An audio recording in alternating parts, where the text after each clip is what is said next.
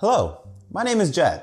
As we know, the NASCAR playoffs are quickly approaching, right? Some of you may still not be familiar on how the playoffs work. Don't worry, I'm gonna fill you in on everything you need to know about the NASCAR playoffs in 2025. Now, as we know, there are 16 drivers that will be contending for the championship this year. The playoffs are a combination of drivers that have won a race, or if you didn't win a race, you had to be the highest in points. In 2025, we had 14 different winners. However, two drivers, Tyler Reddick and Alex Bowman, made it because they were the highest drivers on points that hadn't won a race yet. Now, every driver starts at 2,000 points. However, they get extra bonus points called playoff points. How you earn that is through the regular season. You can either A, win a race, which gets you 5 playoff points, or B, if you win a stage, that gets you 1 playoff point. On top of that, the regular season champion, or the driver that earned the most amount of points at the end of 26 races, gets an extra 15 playoff points. That champion was William Byron. However, Kyle Larson earned a lot of playoff points through wins and stage wins, so because of that, he has the same amount of points as William Byron. Now, there are 10 races in the playoffs, and in those 10 races, they're split into 4 rounds. After every 3 races, the 4 drivers that earn the least amount of points are eliminated from the playoffs. They can still race, but they can't race for a championship. Now, there's a very easy way to advance into the next round.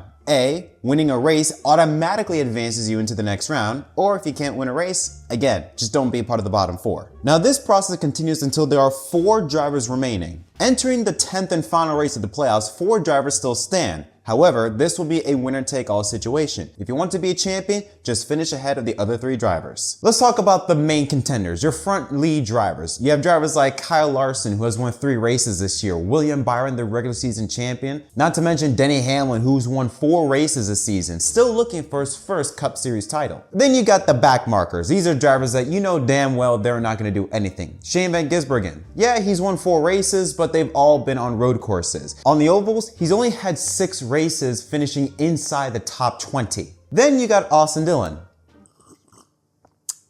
Less said about him, the better. But then you got the drivers in the middle that could be surprises and make deep playoff runs. Bubba Wallace, Tyler Reddick, Chase Briscoe. Hell, even Alex Bowman, who despite barely making his way into the playoffs, still finished inside the top 10 in the regular season standings. That is no small feat. Not only could they make deep playoff runs, but they could also be playoff spoilers. If one of those drivers wins a race, they could make those big name drivers on the back foot and put them in jeopardy of missing the next round. If you want to see how the playoffs begin, make sure you tune into the Southern 500 this Sunday at 6 p.m. Eastern Time on the USA Network.